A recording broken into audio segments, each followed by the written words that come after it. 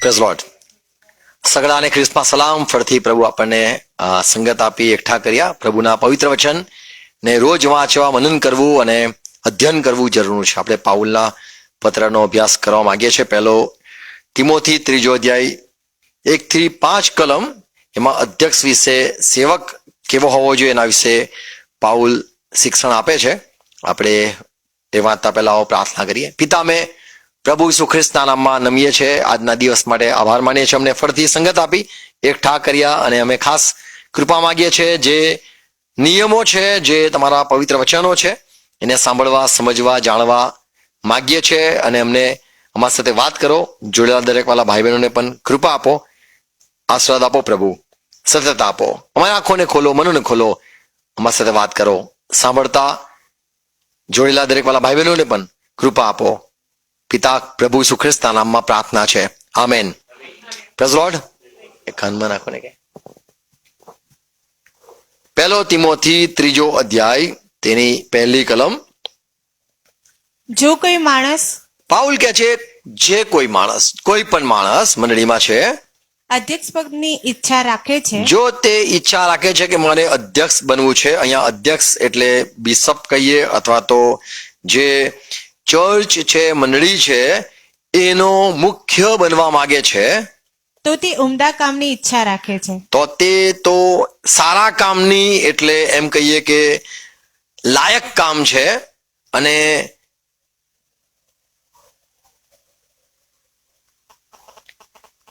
સારા કામ શોધી રહ્યો છે, એની ઈચ્છા રાખે છે. એ વચન માનવા યોગ્ય છે. અને આ વાત માનવા યોગ્ય છે. એટલે જે વ્યક્તિને અધ્યક્ષ ખરેખર બનવું છે, એ તો સારી વાત છે અને બહુ જ સારી વાત છે. ઈચ્છા રાખો છો તો બહુ જ સારી વાત છે. એ પ્રમાણે સારું કામ છે. એવું રીતના પાઉલ શરૂઆત કરે છે. બીજી કલમ. અધ્યક્ષ તો નિર્દોષ. અને આગળ કહે છે, અધ્યક્ષ જે છે એટલે બિશપ કહીએ, પાસ્ટર તો હોય છે ચર્ચમાં, એ પણ એક પ્રકારનો અધ્યક્ષ જ છે. કોઈ પણ મંડળીનો આગેવાન હોય અને જે મોટો મુખ્ય થવા માંગે છે, એની વાત અહીંયા પાઉલ કરે છે. મંડળીના જે સભ્યો છે એને ચલાવવા માટે એફેસન પત્ર 4 અધ્યાય 11મી કલમમાં ત્યાં લખેલું છે કે જે સંતો છે એમને સંપૂર્ણ કરવા માટે, સંતો જે છે તેમને તૈયાર કરવા માટે પ્રભુએ પ્રેરિતો આપ્યા, પ્રબોધકો આપ્યા, સુવાર્તિક આપ્યા, પાળકો આપ્યા, ઉપદેશકો આપ્યા. આ તો ઈશ્વરની ભેટ છે અને આ ચર્ચમાં આપેલા છે. પણ અહીંયા 3 અધ્યાય પહેલી કલમ આપણે વાંચી, અહીંયા શબ્દ છે અધ્યક્ષ.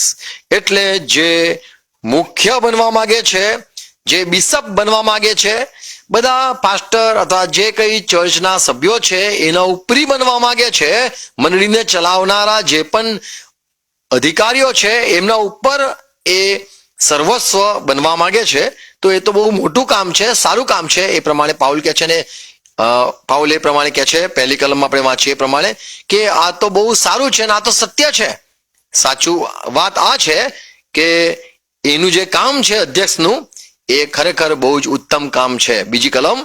અધ્યક્ષ તો નિર્દોષ. અને અધ્યક્ષ જો એને બનવું છે અથવા તો એ ઈચ્છે ધરાવે છે, આ ઈશ્વર તરફથી દાન નથી, આ ઈશ્વરની કોઈ ભેટ નથી, પણ એને પોતે મુખ્ય બનવું છે.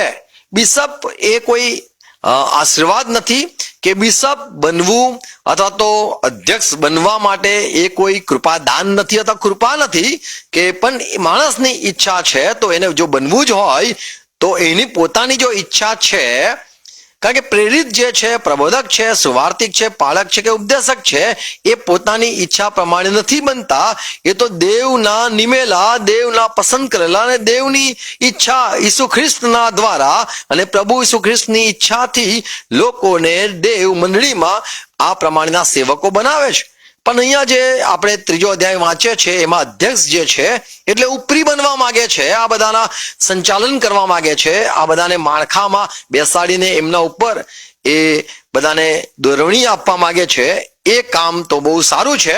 અને આપણે બીજી કલમ વાંચી એ પ્રમાણે, પણ એને તો બ્લેમલેસ અથવા તો આપણે જે વાંચ્યું નિર્દોષ હોવું જરૂરનું છે. બીજું લખેલું છે એક સ્ત્રીનો વર. આગળ લખેલું છે એક સ્ત્રીનો તે વર હોવો જોઈએ પરહેજગાર. અને તે પરહેજગાર એટલે સેવાભાવી, શુદ્ધ હૃદયનું, શુદ્ધ હૃદય એનું જરૂરનું છે, સુવ્યવસ્થિત, અને વ્યવસ્થિત હોવો જરૂરનો છે, આતિથ્ય કરનાર, અને આતિથ્ય એટલે સેવાભાવ કરનાર હોવો જરૂરનો છે, શીખવી શકે એવો, અને બીજાને શીખવી શકે, પ્રેમથી નમ્રતાથી સમજાવી શકે, કારણ કે એ તો મંડળીનો અધ્યક્ષ છે. એટલે એના નીચે પણ પ્રભુએ મૂકેલા જે અધિકારીઓ છે એ બધાને સારી રીતે ચલાવવા માટે એની પાસે સારું માર્ગદર્શન આપવા માટે સારો શિક્ષક પણ જરૂરનો છે, બનવો હોવો જરૂરનો છે. ત્રીજી કલમ, મદ્યપાન કરનાર નહીં, પણ એ માણસે મદ્યપાન તો ન કરવું જોઈએ, એટલે વ્યસન ન કરવું જોઈએ, મારનાર નહીં, અને મારનાર પણ ન જોઈએ. પણ સહનશીલ, પણ એ વ્યક્તિએ તો આટલા બધા જે પ્રભુએ આપેલા મંડળી છે એને, અને વત્તા જે મંડળીમાં પ્રભુએ શિર આપેલા છે, અથવા તો જે અધિકારીઓ પ્રભુ ઈસુ ખ્રિસ્તે મંડળીમાં સ્થાપેલા છે, એ કદાચ પાસ્ટર હોય કે કોઈ પણ આગેવાન હોય, એમના ઉપર એ જો છે તો તે એક સ્ત્રીનો પતિ, પીનાર નહીં, મારનાર નહીં, અને શુદ્ધ હૃદયનો, શુદ્ધ હૃદયનો, શીખવી શકે એવો, શીખવી શકે એવો. ત્રીજી કલમ, મદ્યપાન કરનાર, મદ્યપાન કરનાર ન હોવો જોઈએ, કોઈ વ્યસન એને ન હોવું જોઈએ, કેમ કે એ વ્યક્તિને બીજાને ચલાવવાના છે. પણ સહનશીલ, પણ એ વ્યક્તિએ તો સૌથી વધારે જવાબદારી છે, એટલે સહનશીલ હોવું જરૂર છે, તરત કોઈનો ન્યાય ન કરે, કજિયા કરનાર નહીં, ઝઘડા કરનાર, નાની નાની વાતો કે મોટા મોટા જે હોય એમાં ઝઘડા નહીં, પણ શાંતિની વાત કરનાર હોય, દ્રવ્ય લોભી નહીં, દ્રવ્ય લોભી ન હોવો જોઈએ, પોતાના ઘરનાને ઘર સારી રીતે ચલાવનાર, અને આગળ લખ્યું છે કે ઘરનાને સારી રીતે ચલાવનાર, પોતાના છોકરાને અને પોતાના છોકરાઓને પૂર્ણ ગાંભીર્યથી પૂર્ણ ગંભીરતાથી આધીન રાખનાર, આધીન રાખનાર હોવો જોઈએ. બધાને વ્યવસ્થિત રીતે બાળકોને આધીન રાખી શકે, અને બાળકો એને આધીન હોઈ શકે એવો હોવો જોઈએ. એવો એ અધ્યક્ષ હોવો જોઈએ. કેમ કે જો કોઈ માણસ કેમ કે જો એ માણસ પોતાના ઘરનાને પોતાના ઘરનાને બરાબર રીતે ચલાવી જાણતો નથી, તો તે દેવની મંડળીની સંભાળ તો દેવની જે આખી મોટી મંડળી છે એની સંભાળ કેવી રીતે રાખશે? તે કેવી રીતે રાખશે? તો અહીંયા તો ઘણા એવા મુદ્દાઓ અને ઘણા એવા નિયમો અધ્યક્ષ માટે મૂકેલા છે. અહીંયા પ્રેરિતની વાત નથી, અહીંયા પ્રબોધકની વાત નથી, અહીંયા સુવાર્તિકની વાત નથી, પાલકની કે અહીંયા ઉપદેશક શિક્ષકની વાત નથી, પણ જે મોટા હોદ્દાની ઈચ્છા ધરાવે છે, કદાચ એ મોટો પ્રેરિત હોઈ શકે, અથવા તો એ પાસ્ટર હોઈ શકે, અને એને એવી ઈચ્છા થાય છે કે મને મંડળીને ચલાવવી છે અને મને અધ્યક્ષ બનવું છે મને. તો અહીંયા પાઉલ કહે છે જો એની ઈચ્છા હોય તો એ તો બહુ સારા ઉમદા એટલે બહુ સારા કામની એ તો ઈચ્છા રાખે છે, અને બહુ સારી વાત છે.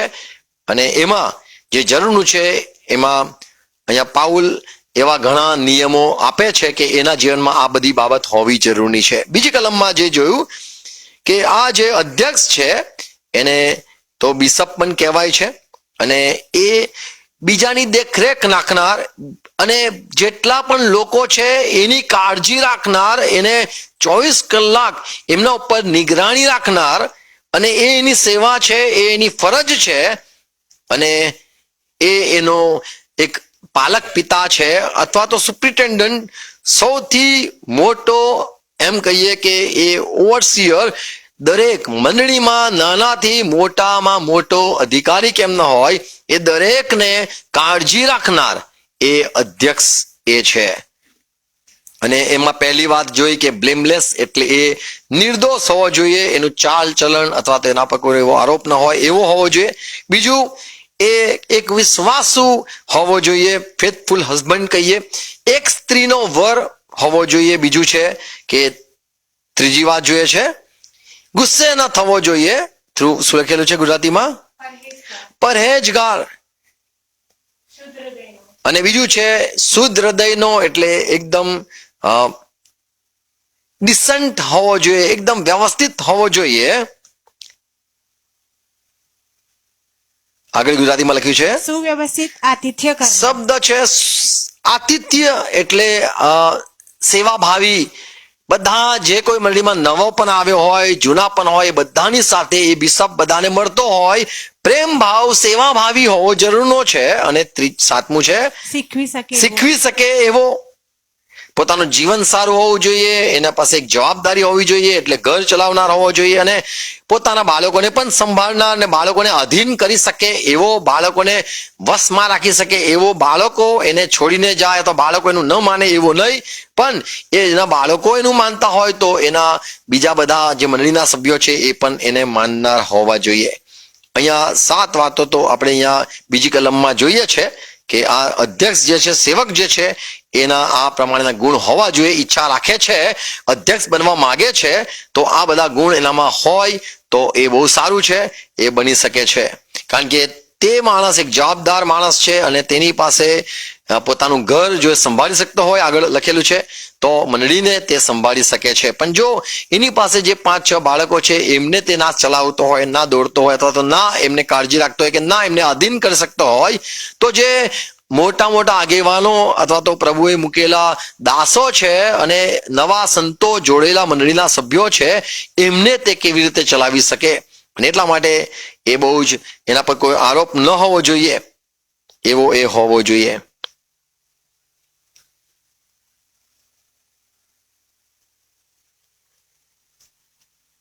અહીંયા પહેલી વાત જે જોઈએ છે, બિશપ એટલે જે અધ્યક્ષ છે એ બ્લેમલેસ, નિર્દોષ, દોષ ના હોવો લાગ્યો જોઈએ, કે એ કોઈ બાબતમાં પકડાયો ન હોવો જોઈએ. અને જો એ પકડાયો હોય તો એને કોઈએ ધમકાવ્યો હોય, એને કોઈએ બધા વચ્ચે ખખડાવ્યો હોય, તો એ કેવી રીતે બીજાને ખખડાઈ શકે અથવા બીજાને કેવી રીતે ચલાવી શકે. જેના ઉપર આરોપ મૂકેલો જ હોય, એકબીજામાં કેવી રીતે ભૂલો શોધી શકે. એના શિક્ષણમાં, એના જીવનમાં કોઈ દોષ ન હોવો જોઈએ. કેમ કે એ જે હોદ્દા ઉપર છે, એ પદવી પર છે, એ પદવી પર એને જે જવાબદારી છે અને એના પર જો આરોપ મૂકેલો હોય તો નીચેના લોકો એ કેવી રીતે એના સાથે જોડેલા રહી શકે. બીજી બાબત જે જોઈએ છે, એક જ સ્ત્રીનો પતિ, બીજા અર્થમાં કહીએ પરણેલો હોવો જરૂરનો છે. કદાચ કોઈ આમ વાત કરે કે એક જ એની પત્ની હોવી જોઈએ, 2-3 પત્ની ના હોવી જોઈએ, પણ અહીંયા જે અર્થ આપે છે કે એક રિસ્પોન્સિબલ પર્સન અથવા તો એક જે કુટુંબ વાળો વ્યક્તિ અથવા તો એક પત્નીને, એક સ્ત્રીને બીજા ઘરેથી લઈને આવેલો હોય અને એની જવાબદારી ઉઠાવતો હોય, એની જવાબદારી, એની ફરજ એ અદા કરતો હોય, તો બની શકે છે એને હવે આ જે મંડળી સોંપવામાં આવે છે એને પણ તે ચલાવી શકે.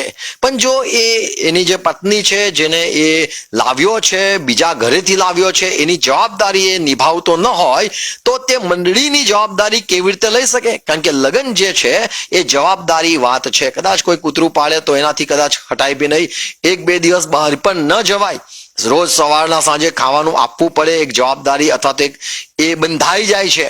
એમ અહીંયા પાઉલ કહે છે કે એક સ્ત્રીનો એ હોવો જ જોઈએ. એવું નહીં કે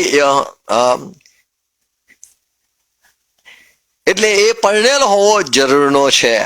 કદાચ એનો અર્થ બીજા કરી શકે છે કે એક અમારા ત્યાં એક ભાઈ હતા, એ કહેતા હતા કે મને તો એકને એક પત્ની છે, જેમ એકનું એક બાળક હોય એમ, એવી રીતે વાત કરતા હતા. સારું, તો અહીંયા જે છે કે જવાબદારી વ્યક્તિની વાત અહીંયા લખી છે. જો એ એક પતિ ના હોત તો એ કેવી રીતે કોઈ બીજી મંડળીની જવાબદારી અને બીજા લોકોની જવાબદારી લઈ શકે. બીજી વાત જોઈએ છે, જો એ સારો બાપ ન બને તો જે મંડળીના બાળકો છે, મંડળીના સભ્યો છે, એમનો એ કેવી રીતે પાલક પિતા બની શકે. બાઇબલમાં જે એટલે યહૂદી લોકોની સમજણ એવી છે કે જો આદમ લગ્ન ન કર્યું હોત તો એને ઇનકમ્પ્લીટ મેન કહેવાતું. જે લોકો લગ્ન નથી કરતા તેઓ દરેકને ઇનકમ્પ્લીટ અથવા તો અધૂરો માણસ છે એમ કહેવાય છે. પણ જ્યારે લગ્ન કરે છે ત્યારે એને કહેવાય છે કે હવે આ સંપૂર્ણ થઈ ગયો, હવે તું અમારા વચ્ચે બેસી શકે છે, હવે તું અમારા સાથે ચર્ચા કરી શકે છે, તને હવે સમજણ પડે છે લગ્ન એટલે શું, જવાબદારી એટલે શું, અને જવાબદારી નિભાવવું એટલે શું, ફરજ શું છે એ તને હવે સમજાય છે. પણ જે વ્યક્તિને કોઈ જવાબદારી ન હોય, કોઈ ફરજ એને અદા ન કરી હોય, અથવા તો એ કોઈ ચોકસાઈ ન રાખતો હોય, અથવા તો તેને માથે કોઈ ટોપલો ન હોય, તો એ કેવી રીતે એ વ્યક્તિ બીજાના બોજ લઈ શકે છે? આદમ ને માટે પ્રભુએ જેમ કીધું કે હું એના માટે સહાયકારી બનાવીશ, અને આદમ એકલો એ સારો નહોતો, એના માટે કહેવામાં આવ્યું કે એકલો રહે તે સારું નથી, પણ તેને માટે હું યોગ્ય સહાયકારી બનાવીશ. તો જે લગ્ન છે એ જવાબદારીની વાત સમજાવે છે, શીખવે છે, અને માણસ એ ત્યારે કોઈને ચલાવવું કેવી રીતે કોઈને વાળવું, કેવી રીતે એને પ્રેમમાં બાંધી રાખવું, કેવી રીતે એને શીખવવું, એ બધી વાતો એમાં આવી જાય છે. એટલે લગ્ન કરેલો વ્યક્તિ એ જરૂરનું છે, અને લગ્ન કરેલું હોવું જોઈએ, તો જ એ અધ્યક્ષ બની શકે છે. શા માટે એને લગ્ન કરેલું હોવું જોઈએ? શા માટે કદાચ કે એ બહુ બધા લગ્ન ન કરવા જોઈએ, એક જ સ્ત્રીનો પતિ હોવો જોઈએ, એક જ સ્ત્રી, એવું કેમ આ અધ્યક્ષ માટે લખેલું છે? પ્રેરિત માટે, પ્રબોધકો માટે, સુવાર્થી કે પાળક માટે આ બધી વાતો નથી, પણ અહીંયા અધ્યક્ષ માટે છે કે એ એક જ સ્ત્રીનો વર હોવો જોઈએ. બાઇબલમાં જો જોઈએ તો જૂના કરારમાં ઇબ્રાહિમ જે હતો એને 3 પત્નીઓ હતી, અથવા તો કે 2 પત્નીઓ હતી. એ પ્રબોધક હતો. બાઇબલમાં જેટલા બી પ્રબોધકો કદાચ એવા જુઓ તો મોટો પ્રબોધક એ મૂસા હતો, તેને 2 પત્ની હતી. કદાચ આપણે સમુએલ જોઈએ તો એને બી 2 પત્નીઓ કહેવાય છે. બાઇબલમાં જે સેવકો છે, પ્રબોધકો છે, પણ અહીંયા આ નિયમ શા માટે પાઉલ આ પ્રમાણે આપે છે? જૂના કરારમાં કહેવામાં આવેલું કે રાજા જો હોય તો રાજાએ તો ઘણી પત્ની નહીં કરવી, એટલે એક જ રાખવી, એવો એનો અર્થ હતો. ઘણી પત્ની નહીં કરવી, એક જ, કારણ કે એની પાસે બીજી જવાબદારી પણ છે જ. એ જો એકને ટાઈમ ના આપી શકે, 2ને ટાઈમ ના આપી શકે, 5ને ટાઈમ ન આપી શકે, તો મંડળીને શું ટાઈમ આપવાનો? એટલે એક સાથે બંધાયેલો હોય તો થોડો અનુભવી હોય, અને આખી મંડળી જે ચલાવવાની છે એ એના પાસે સમય પછી નહીં હોય. શા માટે બહુ લગ્ન નહીં કરવા અધ્યક્ષે એવું શા માટે હતું? કારણ કે તે એક બધા ઉપર જોનાર અને ઓવરસીયર કહીએ, ઇન્ચાર્જ, બધાના ઉપર તે ઉપરી છે, સુપ્રિન્ટેન્ડન્ટ છે.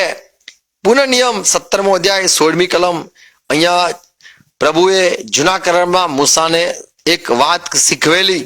17મો અધ્યાય તેની 16મી કલમ. ફક્ત એટલું જ, આ જે કોઈ રાજા ભવિષ્યમાં તમે બનો, હવે અહીંયા આ જે છે પ્રભુ મૂસાને કહે છે કે તમે હજુ દેશમાં પહોંચ્યા નથી, તમે તો પુનર્નિયમમાં છો, એટલે તમે હજુ યોશુઆના પુસ્તકમાં અથવા તો એ દેશમાં ગયા નથી. તમારા એ દેશ પણ પ્રભુ તમને આપવાનો છે જ, પણ એ દેશમાં જો તમે રાજા જ્યારે ઠરાવો, પણ એ રાજા માટે આટલું જ કે તે પોતાને સારું, પોતાના માટે ઘણા ઘોડાઓ, જથ્થો ન વધારે, જથ્થો ના ઘોડા, રથો ના વધારે, ને પોતાના ઘોડાનો જથ્થો વધારવાની મતલબથી લોકોને તે મિસરમાં પાછા ન મોકલે. જો એ વધારે જથ્થો ઉભો કરશે, વધારે ઘોડાઓ લાવશે, અને એનો શોખ પછી ઘોડાઓ, જાતના ઘોડાઓનું કલેક્શન કરશે, તો પછી એ પાછો મિસરમાં લઈ જશે, અથવા તો તમે પાછા ગુલામ બની શકો છો.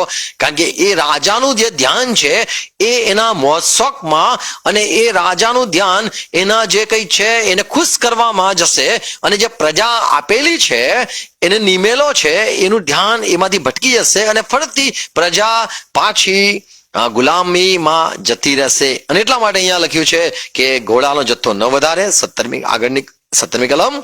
તેમજ તે ઘણી સ્ત્રી ન કરે.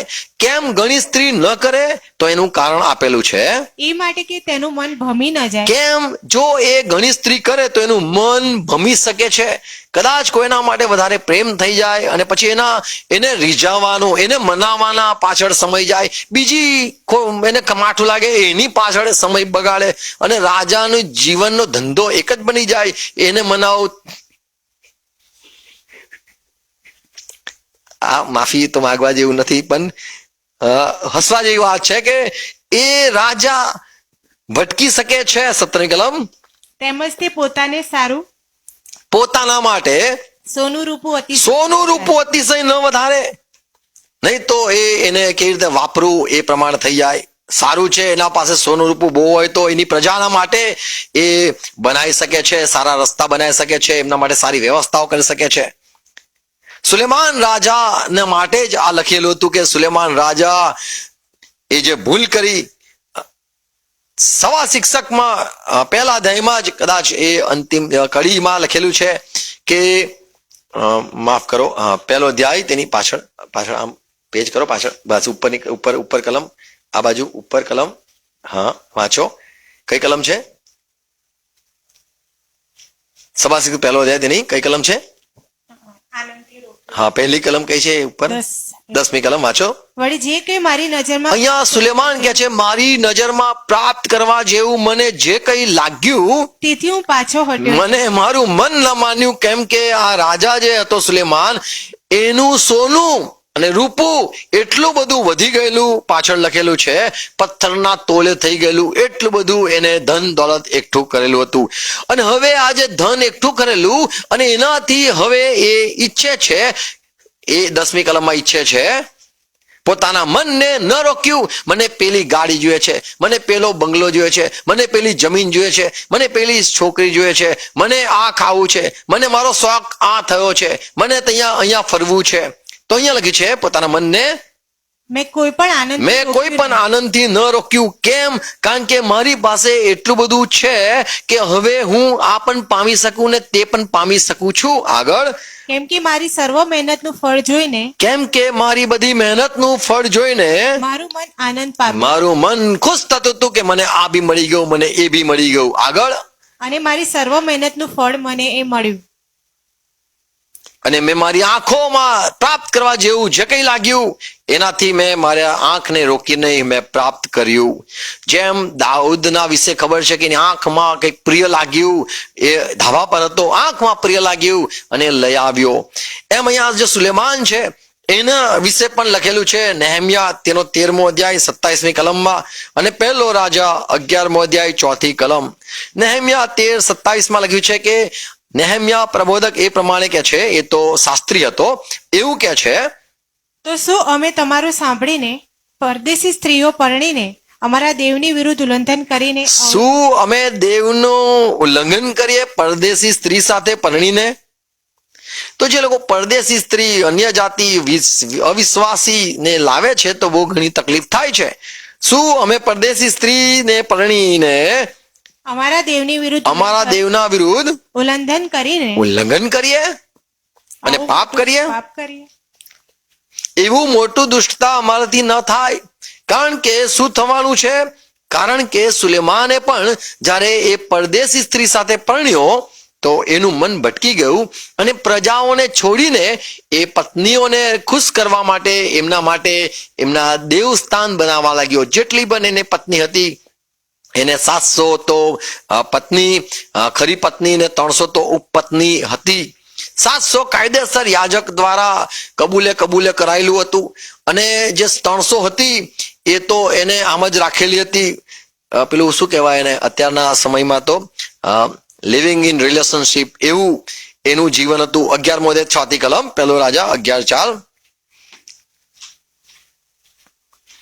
સુલેમાન ઘણો ઘરડો થયો. આમ શરૂઆતમાં બહુ મક્કમ હતો, યહોવાનો ભક્ત હતો અને ઘણું બધું એ દેવને અર્પણ કરતો હતો. સૌથી વધારે બલિદાન આપનાર જો માણસ હોય તો આ સુલેમાન હતો, જેને કેટલા બધા ગોધાઓ ને બકરાઓ ને ઘેટાઓ પ્રભુને આગળ અર્પણ કરેલા હતા. 4થી કલમ. કેમ કે સુલેમાનની વૃદ્ધાવસ્થામાં એમ થયું કે તેની સ્ત્રીઓએ તેનું હૃદય અન્ય દેવો તરફ ફેરવી નાખ્યું. તો આ ઘટના બની ગઈ. સુલેમાનનું હૃદય જે જ્ઞાની હતો, દેવને વહાલો હતો, દેવે તેને 2 વાર દર્શન આપેલું, એ માણસનું મન પણ ભટકાઈ ગયું. શા માટે? કેમ કે એની જે પરદેશી સ્ત્રી હતી તેઓએ એના મનને ફેરવી નાખ્યું એના ગળપણમાં.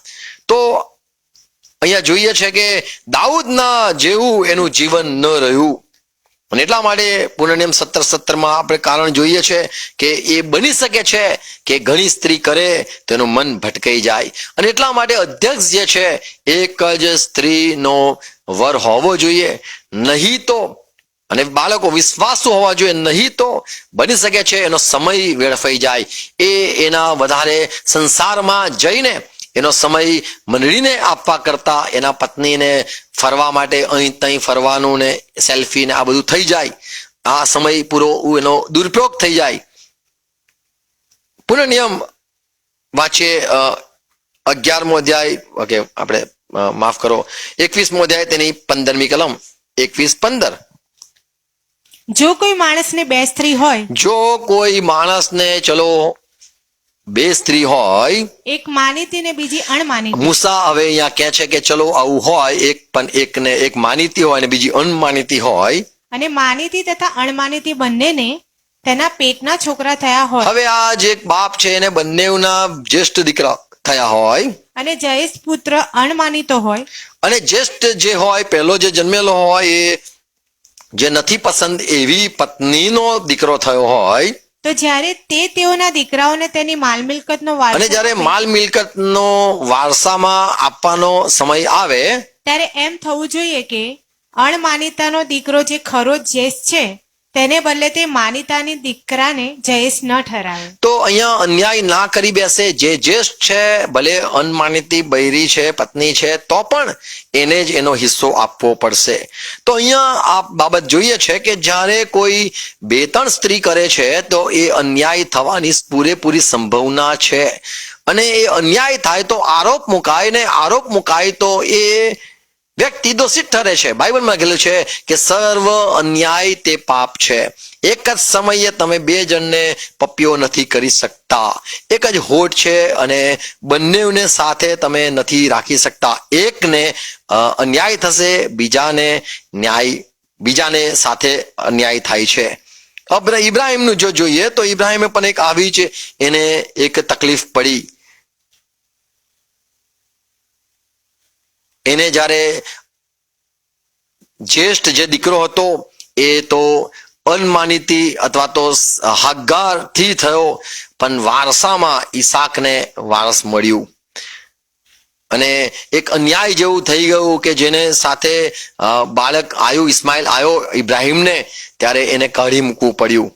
તો એક આ બાબત બને છે, અને એટલા માટે પાઉલ ઘણું વિચારીને કહે છે કે એ જે અધ્યક્ષ હોય કે જે સારા કામની ઈચ્છા રાખી રહ્યો છે એને તો એક જ સ્ત્રીનો વર હોવો જોઈએ, નહીં તો અન્યાય થવાની સંભાવના છે. અને બની શકે છે ઘણી સ્ત્રી હોય તો એનો સમય વેડફાઈ જાય, અને બની શકે છે કે તે જો વધારે પત્ની કરેલું હોય તો એનું મન પણ ભટકી શકે છે. દાઉદ વિશે આપણને ખબર છે કે જ્યારે એને એક લાલચ થઈ કે મારે બીજી બી પત્ની કરવી છે, ત્યારે ખૂન કરવા પણ એને ખૂન કરી નાખ્યું. એને એક સ્ત્રી ગમી બેરશેબા, અને એને જ્યારે લઈ આવ્યો અને ગર્ભવતી થઈ ગઈ, અને જ્યારે દાઉદને જ્યારે એ ખબર હતી કે આ તો ઉરિયા હિત્તીની પત્ની છે અને મારું નામ બદનામ થશે, એવી બીકના મારે એને એ ઉરિયાને યુદ્ધમાં મરાઈ નાખ્યો. સુલેમાન પણ પોતાની પત્નીઓને ખુશ કરવામાં પોતે મૂર્તિ પૂજક બની ગયો, અને એને એના પત્નીઓના માટે એ લોકોના એમના જે કંઈ દેવી દેવતા હતા એ બનાવીને એમની ભક્તિ કરવા માટે એમને મહેલો પણ બનાવ્યા, અને એમના માટે જે કંઈ પત્નીઓને ગમતા હતા એમના દેવો એમની પણ ઉપાસના કરવા દીધી. તો આ અને આપણે ઇબ્રાહિમને જોઈએ, ઉત્પત્તિ 21મો અધ્યાય 9મી કલમ. જ્યારે 2 પત્ની વાળા ઇબ્રાહિમે ની પાસે ફરિયાદ આવી કે સારા આવી અને કીધું, અને હાગાર મિસ્રીને પેટે હાગારના દ્વારા ઇબ્રાહિમને જે દીકરો થયો તેને સારાએ ચેષ્ટા કરતો દીઠો. સારાએ જોયું કે મારો જે દીકરો ઈસાક થયો છે એને આ મોટો દીકરો ઇસ્માઇલ હગારનો દીકરો એ મારા દીકરાને હેરાન કરે છે, મજાક કરે છે, મસ્તી કરે છે. તેથી તેણે ઇબ્રાહિમને કહ્યું, અને એટલા માટે આ એક પત્ની સારા ઇબ્રાહિમને કે છે, આ દાસી તથા તેના આ દીકરાને બીજી પત્ની જે લાયા છે દાસી, એના દીકરાને કાઢી મૂક, એને ને એના દીકરાને કાઢી મૂક. કેમ કે દાસીનો દીકરો મારા દીકરા ઈસાકની તો અહીંયા બંને પત્નીઓ વળતી ઝઘડતી બિલાડીની જેમ જોઈએ છે. તો આ પણ વસ્તુ છે કે બંને ઝઘડે, અને એટલા માટે જેમ વાંચ્યું આપણે વાંચીએ છીએ આખું જે તિમોથીમાં, એવું કહે છે કે લડનાર ના હોય, ઝઘડા કરનાર ના હોવા જોઈએ, બંનેની સેવા કરનાર બહુ અઘરું છે. એટલે એક જ હોય તો સારી રીતે સેવા થઈ શકે છે અને ઝઘડા પણ ન થાય. જે લોકો ઘણા પત્ની કરવા માંગે છે એમને ખબર નથી કે લગ્ન જે લોકો નથી કર્યું એમને જેમ નથી ખબર હોતી, એમ ઘણી પત્ની કરવાના શું નુકસાન છે એ પણ નથી ખબર હોતી. જેમ શરૂઆતમાં દારૂ પીવાના શું નુકસાન એ ખબર નથી હોતી, નબળા લોકો અને જે લોકો અજ્ઞાન છે તેઓ પુષ્કળ પીવે છે, તેમને કશું ખબર નથી એટલા માટે. પણ આ જે જ્ઞાની લોકો છે, પવિત્રમાં પામેલા લોકો છે, એ લોકો સમજાવે છે કે બેટા આવી વલે આવી ખરાબ હાલત થઈ શકે છે કે બંને પત્નીઓ ઝઘડી શકે છે, અને એક પત્નીને જે પ્રેમ કરો છો એની વાત માનવી પડશે અને બીજાની સાથે અન્યાય થશે. બીજી એક વાત પણ આપણે અહીંયા જોઈએ છે, પહેલો તિમોથી 3 અધ્યાય 2 કલમ, એક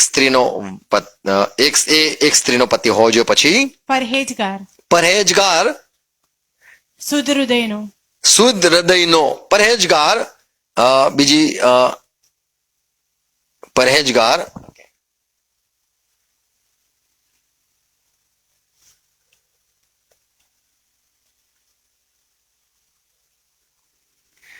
એમ કહીશું કે શાંત મનનો હોવો જોઈએ. બીજું સુવ્યવસ્થિત આતિથ્ય કરનાર. આતિથ્ય એટલે સેવાભાવી, બધાને વેલકમ કરનાર, થાકનાર ન હોવો જોઈએ, સેવા કરતો જ રહેવો જોઈએ. આપણને ઇબ્રાહિમનું બહુ સારું ઉદાહરણ છે કે ઇબ્રાહિમને જ્યારે પ્રભુ મળવા આવ્યા તો એને એ પ્રમાણે કીધું કે આવો, તમે એટલા માટે જ આવ્યા છો તમારા દાસના ત્યાં અને મને તમારી સેવા કરવા દો, અને આસ્થા શાસ્તા કરી અને પછી કીધું કે તમે હવે આગળ તમે રસ્તે જજો. ઇબ્રાહિમના ત્યાં જે કોઈ આવ્યા, ઇબ્રાહિમના કોઈ ઓળખીતા નતા, કે ઇબ્રાહિમના કોઈ સગા નતા, કે ઇબ્રાહિમને રોજ મળવા આવતા હતા, કે એના કાકા મામાના છોકરાઓ એવા નતા, પણ એક પરદેશી લોકો હતા. અને ઇબ્રાહિમનું એક હૃદય હતું કે જે કોઈ મારા દરવાજે આવે એને મારે કળવા નહીં, મારે એમની સેવા કરવી. અય્યુબ પણ એવું કહે છે, કોઈ પણ મારા ઘરે આવેલું હોય, મેં એને ભૂખ્યા અથવા ખાલી હાથે મોકલ્યા હોય એવો કોઈ આરોપ છે શું મારા ઉપર? અને આપણને ખબર છે લોત પણ ભાગોળે ઉભો બેસેલો, અને જ્યારે એને લોકોને જોયા, બે દૂતો હતા પણ એને ખબર નહીં કે દૂતો છે અને અહીંયા નાશ કરવા માટે આવેલા છે, અને એને પણ કીધું આવો મારા ઘરે આવો, તમે મારા ઘરે રોકાઓ. તો આ જે બાઇબલના સેવકો છે તેઓ આવા હતા, સેવાભાવી હૃદય હોવું જરૂરનું છે. અને બીજું છે શિક્ષક. શું છે? શીખવી શકે, બીજાને પ્રેમથી નમ્રતાથી શીખવી શકે, હારે નહીં, શીખવીને રહે, બધી રીતે શીખવે. કોલોસી 1:1 લખ્યું છે, અમે દરેક માણસને અમે બહુ જ સારી રીતે શીખવીએ છીએ, અમે પ્રેમથી શીખવીએ છીએ, અમે ઉદાહરણો લઈને શીખવીએ છીએ, અમે એમને એવા બધી જ રીતે, કદાચ ધમકીથી શીખવવાનું હોય, અકળાઈથી શીખવવાનું હોય, કોઈ પણ રીતે. 28મી કલમ, અને અમે દરેક માણસને બોધ કરીએ છીએ તથા સર્વ પ્રકારના જ્ઞાનથી દરેક માણસને શીખવીએ છીએ. એટલે એ કદાચ જગતની ભાષા સમજતો હોય, મનુષ્ય રીતે એને આડું રીતે બી શીખવવાનું આવે, મનુષ્યની પેઠે બોલવાનું આવે, કે જો આત્મિક રીતે શીખવવાનું આવે તો પણ અમે એ પ્રમાણે શીખવીએ છીએ. તો અહીંયા પાઉલ કહે છે જો અધ્યક્ષ હોય તો તે બહુ સારામાં સારો શિક્ષક હોવો જરૂરનો છે, શીખવી શકે એવો હોવો જોઈએ. પહેલો પિત્તર 3 અધ્યાય 15મી કલમ, અહીંયા પિત્તર એવું કહે છે કે કોઈ કદાચ તમને પ્રશ્ન પૂછે કે પ્રભુ ઈસુ ખ્રિસ્તનું પુનરુત્થાન વિશે કોઈ સવાલ કરે કે શું કોઈ ઉઠી શકે છે, શું પ્રભુ ઈસુ ખ્રિસ્ત ખરેખર જીવતા થયા છે, તમારા વિશ્વાસ, તમે જે કંઈ માનો છો, તમે ત્રેકતામાં કેમ માનો છો, અને દેવનો દીકરો ઈસુ ખ્રિસ્ત કેવી રીતે બની શકે, તો કોઈ પણ ગમે તેવા પ્રશ્ન પૂછતા હોય 15મી કલમમાં પિત્તર કહે છે પણ ખ્રિસ્તને તમારા પ્રભુ તરીકે તમે એને પ્રભુ માનો છો ખ્રિસ્તને, બહુ સારું. તમારા અંતકરણમાં પવિત્ર માનો. તમે એને પવિત્ર માનો. તમે એના વિશે તમને કદાચ જવાબ, કોઈ પ્રશ્ન પૂછે જવાબ ન આપી શકો તો ગુસ્સે ન થાવ, પણ એને પવિત્ર માનો. અને જે આશા તમે રાખો છો અને તમારા આશા વિશે જો કોઈ પ્રશ્ન કરી રહ્યા છે, તેનો ખુલાસો જો કોઈ માંગે કોઈ તમે જે માનો છો એનો ખુલાસો આપો, તો એવું નહીં કહેવાનું કે તમારે જે માનો એ માનો, હું જે માનું માનીશ. એવું નહીં બોલવાનું કે તમારો વિશ્વાસ અલગ, અમારો વિશ્વાસ અલગ. એવું નહીં બોલવાનું કે તમને સમજ નહીં પડે, અમે સમજાવીશું તો પણ, એટલે રહેવા દો, માથાપૂટ નહીં કરવી, અમે વાદ વિવાદમાં માનતા નથી. એવું નહીં કહેવાનું. પણ શું લખ્યું છે? તો તેને નમ્રતા તો નમ્રતાથી તથા સત્યતાથી પ્રત્યુત્તર આપવાને સદા તૈયાર રહો. સદા તૈયાર રહેનાર સેવક હોવા જોઈએ. કોઈ તમારા વિશ્વાસ વિશે પૂછે, કોઈ તમારા આશા વિશે પૂછે, તો તમે એના દરેક પ્રશ્નના જવાબ આપવા માટે તમે બંધાયેલા છો. તો સારો શિક્ષક જે છે એ ઉમદા જે ઈચ્છા રાખે છે, બહુ સારી ઈચ્છા રાખે છે કે હું અધ્યક્ષ બનું, તો એ સારો શિક્ષક હોવો જરૂરનો છે. બધી રીતે શીખવનાર હોવો જરૂરનો છે. અને બીજી વાત જે જોઈએ આપણે કે એ સુવ્યવસ્થિત એનું બિહેવિયર સારું લાઈફ એની જરૂરની છે. તીતસ 1:16 આ જ વાત લખેલી છે. ઘણા લોકો કહેતા હોય છે કે મને દેવને હું ઓળખું છું અને અમે પ્રભુને માનીએ છીએ, પણ પોતાના જીવનથી એવું લાગે છે કે તેઓ ખરેખર દેવથી બીતા નથી, અથવા એવું લાગે છે તેઓ દેવને ઓળખતા નથી. 16મી કલમ, તેઓ દેવ વિશે જાણવાનો દોડ કરે છે, અમને દેવ વિશે જાણવું છે, અમે દેવને ઓળખીએ છીએ, પણ પોતાની કરણીઓથી તેઓ તેનો નકાર કરે છે. પણ એમના જીવનથી એવું લાગે છે કે તેઓ દેવને નથી ઓળખતા. તેઓ ધિક્કારપાત્ર, આજ્ઞાભંગ કરનારા ને સર્વ સારા કામને માટે નકામા છે. તો તેઓને સારા કામમાં ઉપયોગી નથી બનાવી શકતા. તો જીવન અગત્યનું છે. સગળા સારા કામ માટે તેઓ કોઈ પણ સારા કામ માટે ઉપયોગી નથી. અને અહીંયા લખ્યું છે બધા જ સારા કામ માટે તેઓ નકાર્યા છે, તેમને નકાર્યા છે. બધા જ સારા કામ જે છે એના માટે તેઓ બિલકુલ યોગ્ય નથી અને લાયક નથી, એવું અહીંયા તીતસમાં લખેલું છે. તો જે ઈચ્છા રાખે છે મને સારા કામ કરવા છે, તો એનું જીવન અગત્યનું છે. ને તો એવું લાગશે કે તે માને છે શું અને કરે છે શું. સેવા ભાવીની વાત આપણે જો જોઈએ, લુકની સુવાર્તા 7મો અધ્યાય 45 ને 46, 45, 46. જ્યારે પ્રભુ ઈસુ ખ્રિસ્ત સિમોનના ઘરે આવ્યા તો પ્રભુએ આરોપ મૂક્યો, તું સારો સેવા કરનાર, આગતા સાકતા કરનાર, અને તું એવો નથી. તું ફરોશી છે, પણ તું એવા લાયક નથી, તું સારો સેવક નથી બની શકે. કેમ? કારણ કે હું તારા ઘરે આવ્યો તો તે મને ચુંબન ના કર્યું, કઈ વાંધો નહીં, પણ અને તે મારા માથા પર બી તેલને લગાડ્યું, કઈ વાંધો નહીં. તો અહીંયા જે પ્રભુ ઈસુ ખ્રિસ્ત જોયે છે કે આ મને બોલાવે છે, પણ એનામાં આ તકલીફ છે. એ સારો સેવા બોલાવે તો છે, પણ સેવા કરવી નથી શકતો, અને સેવામાં જે બાબતો જરૂરી છે એ એનામાં ખૂટે છે. તો પ્રભુ અહીંયા કોઈ ઘરમાં આવીને ભાષણ ન આપ્યું, પણ આ માણસને એના જે ભૂલ છે એ બતાવી કે તું થોડી વાતમાં કમી છે, તું મને બોલાવે છે તો બોલાવનાર તો કેટલી બધી સારી તૈયારી કરવી જોઈએ. પણ તને સેવકોને બોલાવવાનું અથવા કોઈ પણ મહેમાનને બોલાવવાનું આવડતું નથી. મહેમાનને બોલાવીને એની સેવા કરવી, કેવી કરવી એ તને નથી આવડતું. કારણ કે હું તારા ઘરે આવ્યો તો મને ચંબન ના કર્યું, પણ આ સ્ત્રી જે પાપી છે એ જો મારા પગને પણ ચૂંબે છે, તે મારા માથા પર તેલ ને લગાડ્યું, આમ કે આવો આવો સાહેબ, અત્યારના સમયમાં ગુલાબ આપવામાં આવે છે, આવો આવો સાહેબ આયા. પણ અહીંયા જે આગતા સાકતાની જે રીત છે એમાં આ નિષ્ફળ ગયો સિમોન. અને પ્રભુએ કીધું કે તે નહીં કર્યું, પણ આ સ્ત્રીને જો એ મારા પર મોંઘામાં મોંઘું અત્તર મારા માથા પર રેડ્યું છે. માથની સુવાર્તા 25મો અધ્યાય 41, 42, 43 કલમમાં પ્રભુએ કીધું, અંત સમયમાં ઘણા લોકો જે ને નથી આવડતું, સેવા કરતા નથી આવડતું, નાની મોટી સેવામાં નિષ્ફળ ગયા છે, આવડતું નથી, તેઓને હું કહીશ ડાબી તરફ નારાયણ કે તમે મારી પાસેથી દૂર જાઓ. કેમ? કેમ કે જ્યારે હું ભૂખ્યો હતો તમે ખાવાનું ના આપ્યું, તરસ્યો હતો પાણી ના આપ્યું, હું પરાયો હતો, નાગો હતો, તમે મને વસ્ત્ર ના આપ્યા, તમે મારી મુલાકાત લેવા ના આવ્યા, જ્યારે હું માદો હતો, કેદખાનામાં હતો, તો આ જે છે સેવાની જે રીત છે એ એવું નહીં કે મોટાને, પણ નાનો હોય કે મોટો હોય દરેકની સેવા કરનાર. અને એટલા માટે હિબ્રુના પત્રમાં 13મા અધ્યાયમાં લખ્યું છે કે ઘણાએ અજાણતા દૂતોને પરોણા રાખી દીધા. એવા સારા લોકો છે કે જે લોકો નાના બાળકોને પણ સેવા કરી નાખી, અને એ ખબર નહીં કે એમને તો મોટા ઈશ્વરના લોકની સેવા કરી નાખી, મોટા સેવકની સેવા કરી નાખી. પ્રભુ ઈસુ ખ્રિસ્ત જ્યારે નાના હતા અને ત્યારે એમને જ્યારે મંદિરમાં લઈ આવવામાં આવ્યા, તો સિમ્યોન નામનો એક પ્રબોધક હતો, સેવક હતો, અને એ પ્રભુ ઈસુ ખ્રિસ્તને ઉચકે છે, નાના બાળકને ઉચકે છે, અને એના વિશે કહે છે કે મેં મારો આંખે તારણ જોયું છે.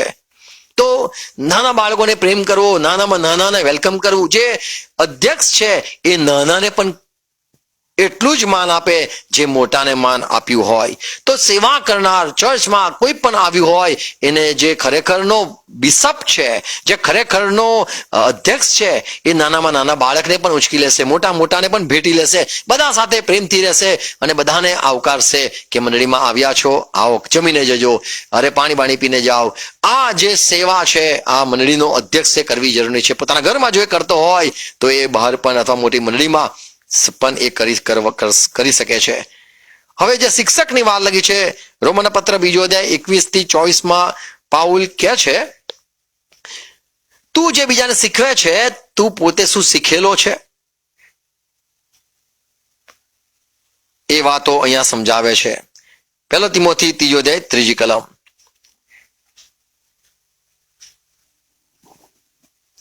અહીં લખ્યું છે પીનાર ન હોવો જોઈએ. એટલે એનું જે ધ્યાન છે એ બીજાના માટે, મંડળીના સભ્યો માટે હોવું જોઈએ, બીજાને ખુશ રાખવા માટે નહીં કે પોતાના ખુશી માટે. મારનાર ન હોવો જોઈએ, કારણ કે મારે છે એ દર્શાવે છે કે એની હિંમત અથવા એની જે સહનશીલતા છે એની એ પૂરું થઈ ગઈ. પણ સહન કરનાર હોવો જોઈએ, મારનાર ન હોવો જોઈએ, ગુસ્સે થનાર ન હોવો જોઈએ, શાંત હોવો જોઈએ, ઝઘડા કરનાર ન હોવો જોઈએ, અને નીચ લોભનો લોભી અથવા તો દ્રવ્ય લોભી ન હોવો જોઈએ. લોભ એનામાં હોવું ના જોઈએ.